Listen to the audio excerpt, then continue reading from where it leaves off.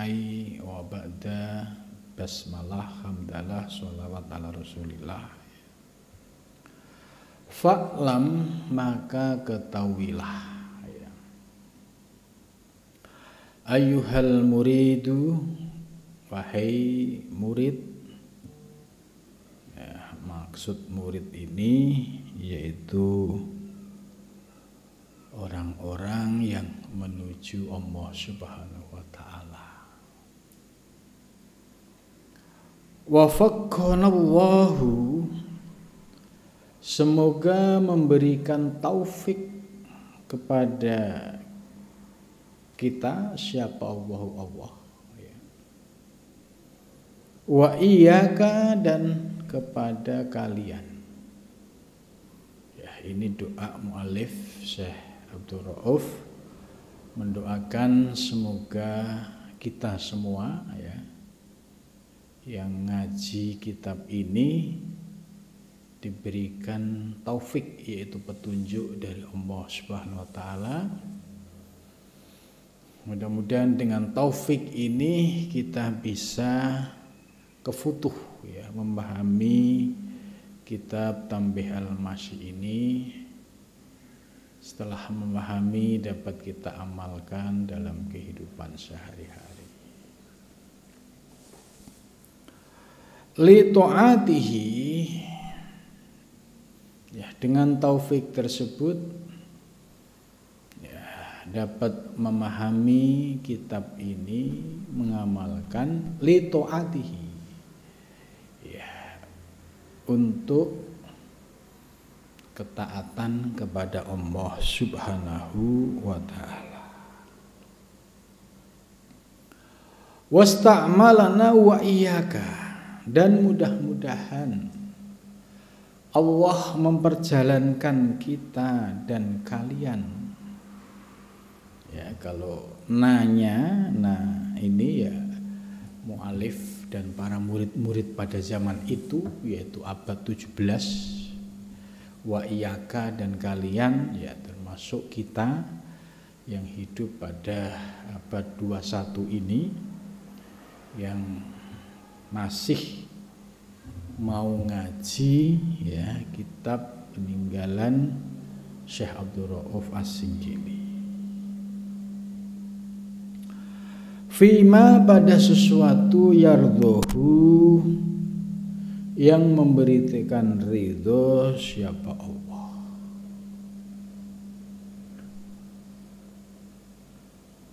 Ya, fima, pada sesuatu yardhohu, yang memberikan ridho siapa Allah, hu, pada ma. Ini maksudnya ma-nya ini ma sifatnya umum, tapi makna yang paling dekat maksud ma yaitu ma terkait dengan proses pengkajian ya, pemahaman kitab ini ya, supaya mendapatkan ridho dari Allah Subhanahu wa ta'ala. Jadi pemahaman kita itu pemahaman yang mendapatkan bimbingan dari Allah, ya, tidak jatuh pada penyimpangan dan kesalahpahaman. Ya, sebab banyak sekali ya orang-orang yang belajar ilmu hakikat ini ketika tidak memahami perangkat keilmuan secara utuh, potensi untuk terpleset ya pada pemahaman ilhad itu sangat tinggi sekali. Dan ini sudah terbukti ya pada zaman sesudah wafatnya Syekh Samsuddin Sumatrani yang wafat pada tahun 1600 ya 20-an. Kemudian setelah itu muncul orang-orang yang memahami ilmu hakikat, tapi sudah mulai bergeser pemahamannya menjadi ilhad, menjadi mencampur aduk antara Tuhan dan alam. Maka dalam muqaddimah ini Syekh Abdul Rauf memberikan penegasan supaya dalam memahami kitab ini fima yardhahu kita termasuk memperoleh pencerahan ilmu ya sesuai dengan yang diridhoi oleh Allah Subhanahu wa taala. Jadi dijauhkan dari salah paham dan penyimpangan itu. Kemudian selanjutnya inna awwala wajibin alaika inna awwala wajibin sesungguhnya pertama kali yang wajib alaika atasmu. Apa yang wajib atasmu? Ya atasmu ini untuk khitab yang lebih umum. Ya, ini ditulis pada abad 17.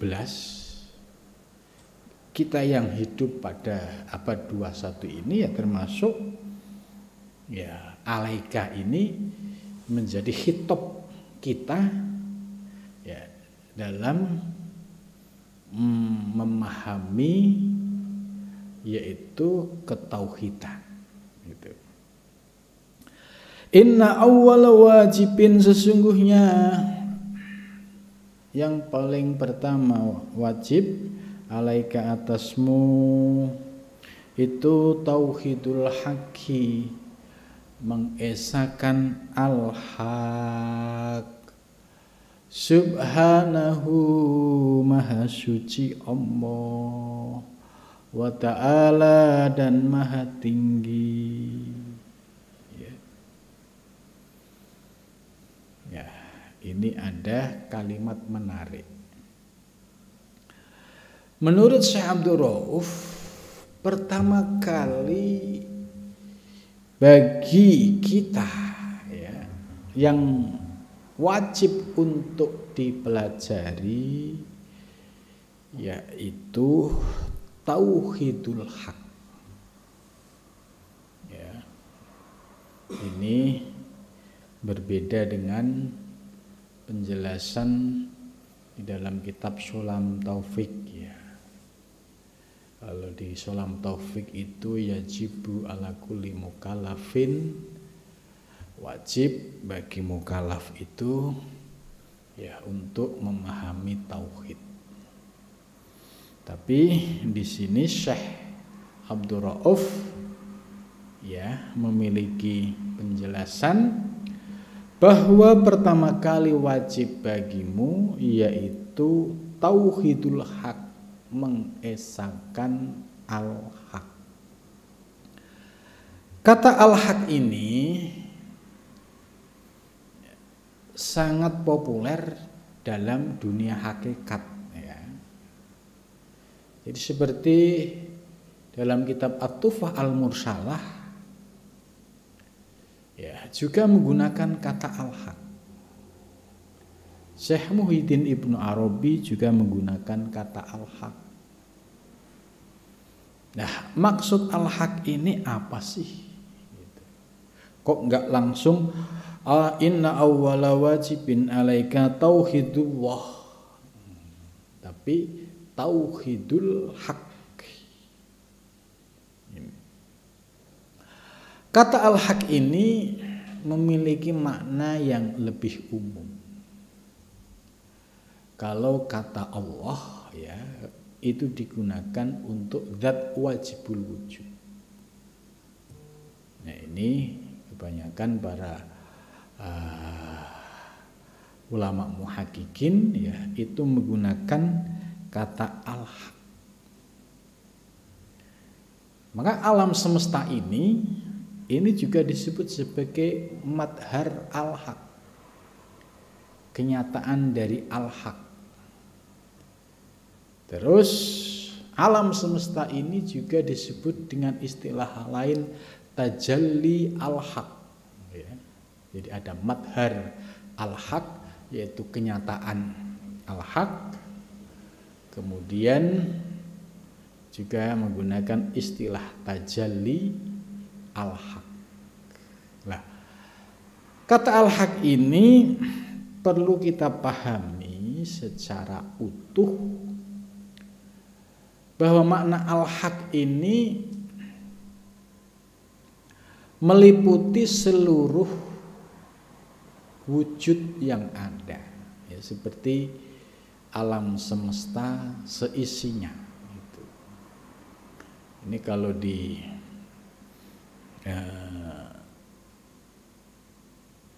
cari argumentasinya bahwa alam semesta ini dulu tidak ada, menjadi ada ya karena ada yang mengadakan. Siapa yang mengadakan? Ya tentu Allah Subhanahu wa ta'ala. Alam semesta setelah menjadi ada, ya, inilah para sufi muhakkikin menyebut dengan istilah madhar al-haq atau tajalli al-haq, yaitu sebagai perwujudan atau kenyataan al-haq. Kalau yang namanya tajalli dan namanya madhar al-haq, ya harus dipahami, itu berarti ya jangan sampai dipahami oh berarti alam semesta ini Allah dong. Nah, ya ini yang di sini harus memahami maksud dan tujuan menggunakan kata al-haq. Jadi al-haq ini sebagai nama lain yang digunakan oleh para sufi muhakkikin untuk madhar, yaitu kenyataan yang ada di alam semesta ini yang disebut sebagai madhar al-haq atau tajalli al-haq. Maka wujud alam semesta ini harus ditauhidkan. Yang ditauhidkan apa? Yaitu persepsi kita. Ya. Orang banyak memahami tentang alam semesta, ya, beragam. Ada yang menyebut ya bagi orang ateis ya alam semesta ini ya proses alam, nggak ada keterlibatan Tuhan. Ini kalau ateis. Gitu. Tapi bagi para muhakkikin ya alam semesta ini dari tidak ada menjadi ada, maka kondisi yang ada ini sebagai madhar kenyataan atau tajalli dari al-haq. Nah, karena dia madhar, karena dia tajalli, ya dia bukan, istilah lain, dia bukan menggunakan kata Allah, tapi menggunakan kata al-haq. Maka orang yang salah memahami ya penggunaan istilah Allah dan al-haq ini yang seringkali kemudian terpleset kepada pemahaman ilhad. Contoh yang saya sebutkan di awal bahwa sebelum Syekh Abdul Rauf As-Singkili ini menulis kitab kan terjadi pemahaman soal ketauhidan bahwa al-alam huwallah. Alam itu Allah dan Allah itu alam. Ini pemahaman yang ilhad, pemahaman yang menyimpang. Itu. Kemudian diluruskan. Alam semesta ini sebagai tajalli al-haq. Tapi bukan Allah. Allah itu zat wajibil wujud yang memiliki sifat tanzih maha suci. Itu. Maka di dalam mentauhidkan al-haq ini ya sesungguhnya yang ditauhidkan adalah persepsi kita, keyakinan kita di dalam memahami wujud al-haq, yaitu madhar al-haq atau tajalli al-haq. Dipandang kepada hakikatnya bahwa wujud alam semesta seisinya menjadi ada karena diadakan oleh yang maha ada, yaitu Allah Subhanahu wa ta'ala. Tapi alam itu bukan Allah. Alamnya tetap alam. Allah ya sebagai zat yang wajibul wujud, yang maha suci, yang laisa kamislihi syai'un. Jadi di sini ada maksud yang tersembunyi penggunaan kata tauhidul haqqi, yaitu mengesahkan al-haq.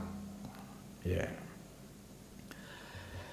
Jadi menurut mu'alif bahwa pertama kali yang wajib bagimu yaitu mengesahkan al-haq. Ya. Subhanahu ma suci Allah wa ta'ala dan maha tinggi. Jadi dalam melihat alam semesta ini pandangan kita harus tauhid, yaitu harus tetap memandang kembali kepada Allah, karena adanya alam semesta ini yang mengadakan adalah Allah, maka gerak-gerik apapun yang ada di alam semesta ini tidak lepas dari kehendak dan kudrah Allah Subhanahu wa ta'ala. Ini yang perlu ditauhidkan. Melihat gunung ya, langsung batin kita terkoneksi mentauhidkan al-haq, mengembalikan kepada Allah. Melihat seluruh gerak-gerik ya manusia di alam semesta dengan berbagai macam pola tingkahnya, ya tetap bisa memandang, mengembalikan kepada yang sejati, yaitu al-haq tadi. Jadi pandangan orang yang sudah memahami tauhid yang kasfi, ini tauhid kasfi ya, itu di dalam melihat segala yang ada di alam semesta, hatinya senantiasa terkoneksi memandang Allah. Ya, sebab adanya alam semesta ada yang mengadakan, yaitu Allah Subhanahu wa ta'ala. Nah, setelah paham ini harus bisa memahami secara proporsional. Oh, berarti alam semesta ini semuanya Allah mengadakan. Iya. Berarti makhluk ini ciptaan Allah. Iya. Nah, yang sering salah kaprah itu yaitu ketika orang memahami aspek hakikat kemudian terus ya salah menafsirkan, berarti ini Allah dong. Nah, kalimat yang seperti ini sering membuat orang tergelincir. Dia tidak memahami bahwa ma siwallah makhlukun, selain Allah itu makhluk. Makhluk ini diadakan oleh Allah, tapi posisinya makhluk ini sebagai tajalli al-haq atau sebagai madhar al-haq. Maka dalam pandangan Syekh Abdul Rauf, al-abdu abdun, hamba ya tetap hamba, wa in taroko, sekalipun dia itu taroki, ar-rabbu rabbun, wa in tanazzala, Tuhan ya tetap Tuhan sekalipun tanazul. Nah, pemilahan yang seperti ini menjadi penting, menjadi kunci supaya tanzih Allah tetap terjaga. Itu. Maka di sini wa tanzihihi, dan menjaga tanzihnya Allah, yaitu kemahasucian Allah. Jangan sampai pemahaman Allahu huwal alam ya, ini dipahami. Ini salah itu. Masa Allah alam? Kalau alam berarti ya bukan laisa kamislihi syai'un lagi gitu. Maka di sini Syekh Abdul Rauf ya memberikan batasan bahwa harus dijaga tanzihnya Allah, kemahasucian Allah yang laisa kamislihi syai'un.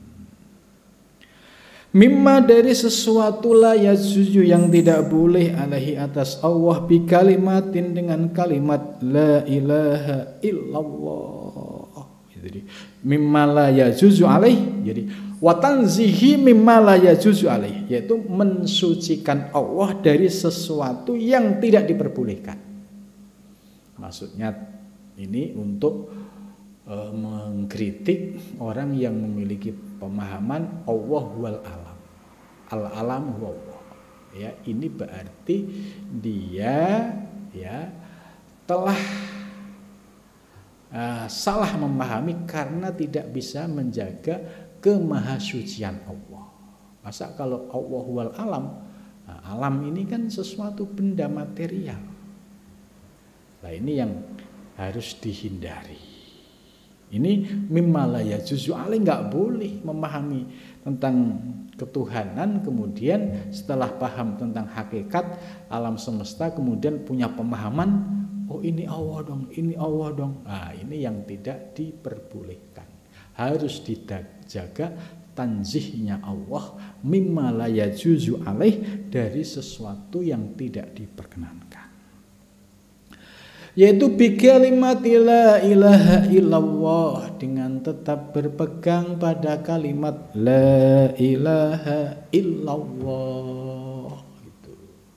Jadi setelah paham hakikat ya, bisa memilah secara proporsional mana yang khalik, mana yang makhluk ya, kemudian dapat memahami bahwa alam semesta seisinya sebagai madhar al-haq, sebagai tajalli al-haq, tetap dengan berpegang pada prinsip la ilaha illallah. Tidak ada Tuhan selain Allah. Tidak ada la ma'buda illallah. Tidak ada yang disembah kecuali Allah. Ini pegangan yang harus menjadi prinsip para muridin di dalam memahami tauhidul haq itu. Al-jami'ati, yang mengumpulkan, li jami'i maratibit tauhidil arba'ati, yang bagi semua martabat tauhid yang 4.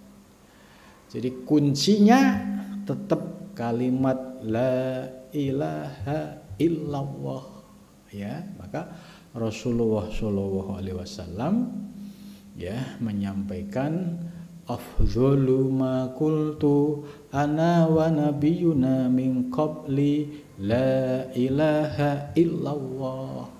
Sebaik-baik ucapan atau sebaik-baik zikir yang aku ucapkan, Abdul ana wa nabiya, aku dan para nabi-nabi sebelumku, yaitu la ilaha illallah. Jadi secara lafdzun yang keluar tetap kalimat la ilaha illallah. Ternyata di dalam kalimat la ilaha illallah ini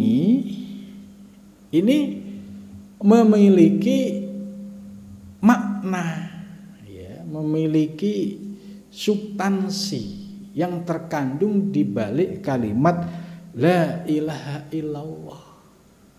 Dan Syekh Abdul Rauf menjelaskan li jami'i maratibit tauhidil arba'ati, yaitu yang mengumpulkan bagi semua martabat tauhid arba'ah, tauhid 4. Nah, ini apa maksud tauhidul arba'ah? Untuk memahami tauhidul arba'ah ya, karena di sini ini tidak diurai secara detail oleh mu'alif, kita bisa membandingkan dengan referensi lain yang sezaman, yaitu di dalam kitab Ad-Durrun Nafis itu ada konsep tauhid ya, yang jumlahnya 4. Nah, tauhid yang 4 di dalam kitab Ad-Durrun Nafis ya, sumbernya ya dari kalimat la ilaha illallah. Kemudian diurai ya menjadi 4 bagian tauhid. Yang pertama disebut tauhidul af'al. Tauhidul afal itu apa? Tauhidul afal yaitu mengesahkan semua perbuatan. Jadi kita dalam mentauhidkan al-had, ya, melihat segala afal di alam semesta ini, kita tauhidkan. Kita tauhidkan kepada yang hakiki, yaitu kepada Allah Subhanahu wa ta'ala. Jadi mengesahkan semua perbuatan kembali kepada Allah. Af'al ini maknanya luas. Seluruh peristiwa di alam semesta ini semua af'alullah.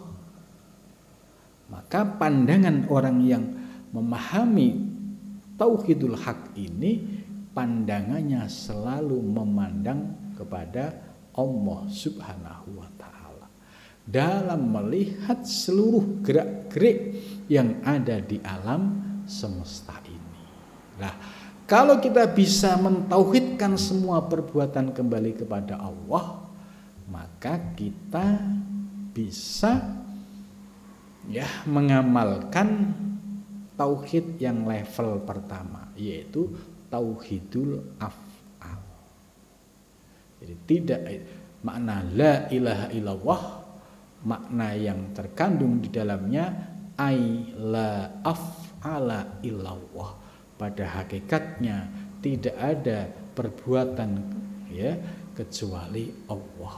Melihat keluar diri juga la af'ala illallah, melihat ke dalam diri juga dengan makna la af'ala illallah. Ini yang disebut dengan tauhidul af'al. Tapi secara zahir tetap kalimat yang keluar adalah la ilaha illallah. Zikirnya juga tetap zikir nafi isbat, la ilaha illallah. Jadi tidak berubah zikirnya, hanya maknanya itu digali dari kandungan la ilaha illallah, ternyata ada tauhidul af'al. Terus yang kedua, tauhid apa? Tauhidul asma. Apa maksud tauhidul asma? Yaitu mengesahkan semua nama kembali kepada Allah Subhanahu wa ta'ala. Dalilnya mana? Yaitu ayat Al-Quran, wa 'allama adamal asma'a kullaha. Jadi Allah memberikan alama pengetahuan kepada Adam al-asma, semua nama. Bahkan ada tauhidnya. Wa 'allama adamal asma'a kullaha. Kullah ini tauhid. Jadi semuanya itu nama dari Allah. Lah, mafhum dari tauhidul af'al bahwa kita wajib mentauhidkan apapun nama di alam semesta ini, tetap namanya kembali kepada Allah Subhanahu wa ta'ala. Jadi tidak ada nama yang tidak dari Allah. Misalkan ada nama orang, misalnya namanya Paijo gitu. Apakah Paijo itu dari Allah? Kita bisa cek asal usulnya. Nama Paijo itu keluar dari siapa? Oh, dari bapaknya. Bapaknya itu punya ide dari mana? Yang menggerakkan ide nama Paijo itu siapa? Tidak ada lain sesungguhnya Allah Subhanahu wa ta'ala. Maka nama-nama yang ada di alam semesta ini, jika dilihat dari tauhidul asma, sikap kita adalah mengesahkan semua nama kembali kepada Allah Subhanahu wa ta'ala. Kemudian yang ketiga, yaitu tauhidus sifat, mengesahkan semua sifat kembali kepada Allah, ya. Semua sifat, ya, hakikatnya kembali kepada Allah Subhanahu wa taala. Kita kaitkan dengan teori sifat 20, ya. Sifat 20 ini akan membuka, ya, pemahaman kita tentang memahami mana sifat ini yang terkait diri kita. Ya, contoh, sifat 20 ini dibagi menjadi 4. Ya, wujud itu sifat nafsiyah, ya, isinya 1 yaitu wujud. Yang kedua salbiyah. Salbiyah ini sifat khususiyah, yang punya hanya Allah, selain Allah tidak punya. Ya, kidam yang dahulu kala hanya Allah, baqo yang kekal hanya Allah, mukhalafatul lil khawadisi, ya, yang berbeda dengan ciptaannya, ya, qiyamu binafsihi wahdaniyah, ini semua milik Allah, selain Allah tidak punya. Maka kemudian ada sifat ma'ani. Sifat ma'ani milik siapa? Ya, milik Allah, yaitu kudrah, iradah, ilmu, hayat, sama, basar. Ya, sifat ma'ani ini milik Allah, ya. Kemudian kita kaitkan dengan diri kita. Diri kita ini makhluk. Makhluk itu ciptaan Allah. Di dalam diri kita ada ruh, dan ruh itu juga milik Allah. Karena kita ini ciptaan Allah dan ada ruh di dalamnya, maka sifat 7 ma'ani, ya, yang itu milik Allah itu membias kepada, ya, al-faid, membias kepada diri seorang hamba. Maka membiasnya 7 sifat ma'ani ini disebut maknawiyah, gitu. Jadi contoh, kudroh menjadi qadirun. Seorang hamba ini tidak punya daya kekuatan apa-apa, bisa ibadah semua atas anugerah Allah. Maka seorang hamba ketika bisa ibadah, itu kan ada kudroh. Nah, kudroh yang hakiki ya sesungguhnya milik Allah Subhanahu wa ta'ala. Maka seorang hamba yang paham tauhidul haq ini, ketika dia sholat Allahu Akbar, ya, itu yang diingat Allah. Karena Allah yang memberi kekuatan, yang memberi kudroh, yang memberi iradah, yang memberikan sama kita bisa mendengar karena ada ruh. Kalau ruh kita diambil oleh Allah, sama nggak berfungsi. Artinya apa?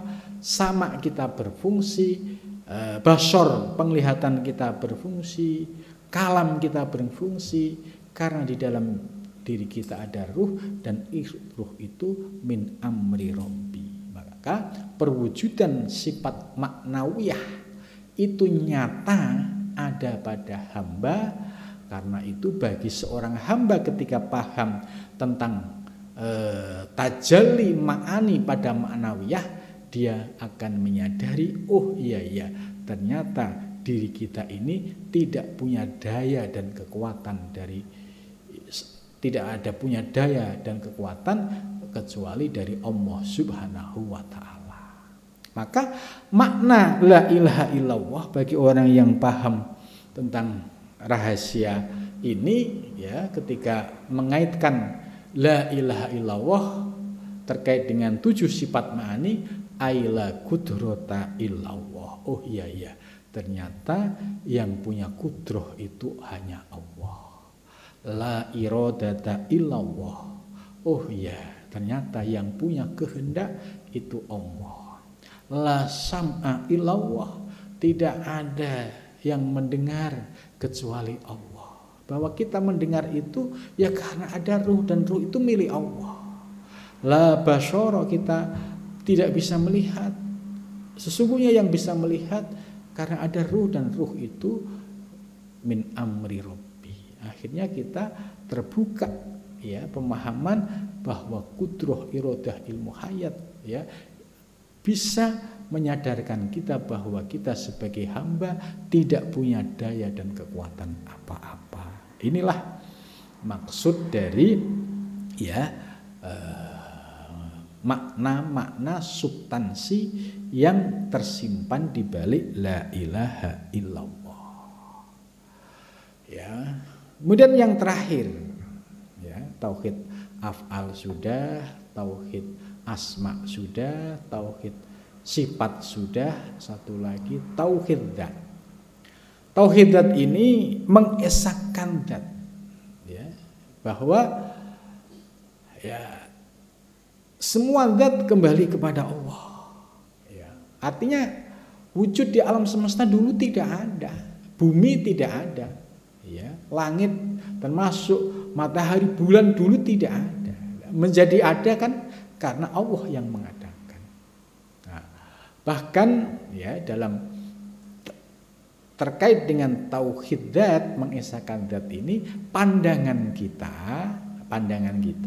bahwa dalam melihat wujud yang ada di alam semesta ini dipandang semuanya diadakan, diciptakan oleh Allah Subhanahu wa ta'ala. Inilah yang disebut oleh mu'alif li jami'i maratibit tauhidil arba'ah, yaitu di dalam kalimat la ilaha illallah itu mengumpulkan tingkatan tauhid yang 4, yaitu tauhid af'al, mengisahkan perbuatan kembali kepada Allah, tauhid asma, mengesahkan semua nama kembali kepada Allah, tauhid sifat, mengesahkan semua sifat kembali kepada Allah, tauhid dzat, mengesahkan dzat semua kembali kepada Allah.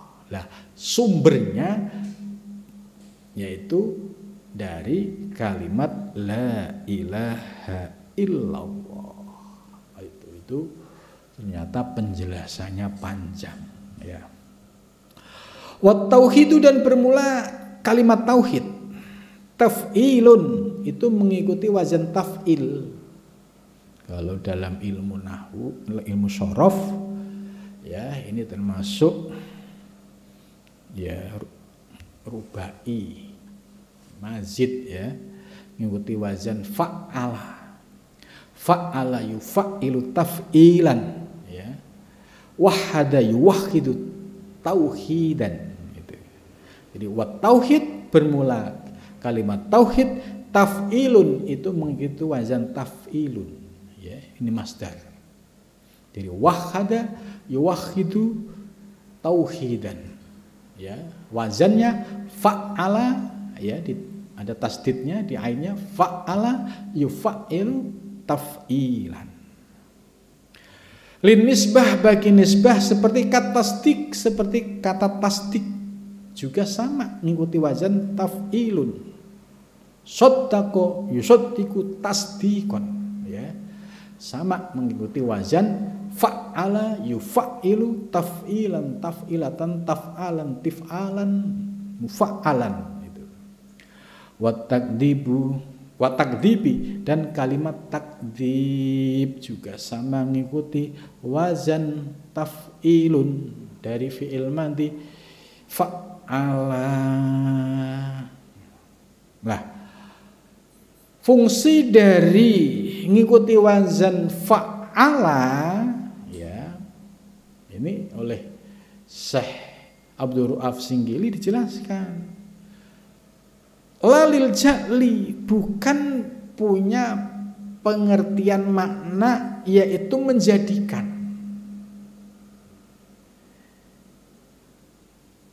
Maksudnya fa makna ya, dengan maksud wahadtu, aku mengesahkan Allah nisbatuhu, penyandarannya ila wahdaniyatihi, kepada keesaan Allah, Jadi wahadtu, aku mengesahkan. Ya sesungguhnya Allah itu sudah esa. Lah, yang diesakan itu persepsi kita. Yang terkadang itu banyak penafsiran-penafsiran. Gitu. Ya, maka wahadtu wah, aku mengesahkan Allah. Ya Allah itu ya sudah esa, ditauhidkan oleh kita atau tidak, Allah tetap esa. Maka yang ditauhidkan itu adalah pemahaman kita, persepsi kita. Bukan la ja'altahu wahidan itu. Bukan dengan makna bahwa wahad tuwah itu bukan berarti menjadikan Allah itu menjadi esa. Sebelumnya tidak esa kemudian menjadi esa. Itu bukan itu maksud dari kata tauhid. Itu. Ya ternyata Syekh Abdul Rauf As-Singkili ya ahli dalam ilmu nahwu shorob. Itu. Jadi penggunaan kata tauhid yang mengikuti wazan taf'ilun, yaitu dengan mengikuti wazan fa'ala yufa'ilu taf'ilan, itu punya makna wahadtuwah ila wahdani, itu yaitu mengesahkan Allah kepada keesaannya, bukan la ja'altahu wahidan, bukan menjadikan Allah yang sebelumnya itu banyak kemudian menjadi wahid, bukan itu. Jadi yang Allah tetap esa, yang diesakan adalah persepsi dan pemahaman kita. Fa inna wahdaniyatahu, maka sesungguhnya sifat wahdaniyah Allah Ta'ala dzatiyatun, itu bersifat dzatiyah, lahu baginya, laisat bukan bijak lijailin, dengan menjadikan orang yang menjadikan. Fafham, maka fahamilah. Jadi Allah itu tetap esa, diesakan tidak, Allah tetap esa. Maka yang perlu diesakan adalah persepsi kita, pemahaman kita. Itu rahasia dibalik menggunakan kata tauhid, ya, bukan bimakna lil ja'li, menjadikan. Wad dalilu, dan bermula dalil ala wahdaniyati, atas keesaan Allah Ta'ala, ya, yaitu bermula dalil atas keesaan Allah Ta'ala, yaitu ayat lau kana fihima alihatun illallah la fasadata. Lau kana, jikalau ada, fihima, di dalam bumi dan langit, ya, alihatun Tuhan, illallah kecuali Allah, la fasadata, niscaya akan rusak keduanya. Jadi andai ada Tuhan selain Allah, ya, di langit dan bumi ini, ya, niscaya akan rusak. Itu karena itu jangan sampai kita menuhankan selain Allah Subhanahu wa Ta'ala. Kenapa alam semesta, bumi seisinya dan seluruh struktur, ya, yang mendukung, ya, seperti ada matahari, bulan, bintang, semuanya digerakkan yaitu oleh Allah Subhanahu wa Ta'ala. Maka alhamdulillahirabbil alamin, bahwa segala puji bagi Allah yang telah mengatur alam semesta. Jadi posisi bulan, bumi, langit, ya, dan termasuk, ya, galaksi Bima Sakti, semua sudah Rabbil alamin, sudah diatur oleh Allah Subhanahu wa Ta'ala. Maka andai ada dua Tuhan, lafaznya pasti akan rusak, karena satu Tuhan berkeinginan ke sana, satu Tuhan berkeinginan ke sini. Ya, maka ayat ini, ya, menolak tentang, ya, pemahaman seperti di dalam agama lain, ya, Tuhan ada bermacam-macam. Maka di dalam Islam, ya, Tuhan hanya satu, Tuhan itu esa, dengan dalil ayat ini, andai di bumi dan di langit itu ada Tuhan selain Allah, berarti ada yang menduakan, pasti akan rusak ya bumi dan langitnya. Ya. Jadi ini maksudnya menunjukkan bahwa ya Allah itu esa. Gitu. Buktinya kehidupan yang ada di alam semesta ini ya menjadi teratur ya karena ada yang mengatur. Gitu. Karena ada yang mengatur. Siapa yang mengatur? Yaitu Allah Subhanahu wa ta'ala.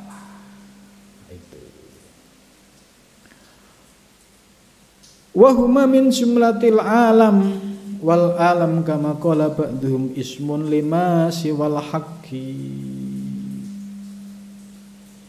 azza wa jalla. Ya, sampai sini dulu.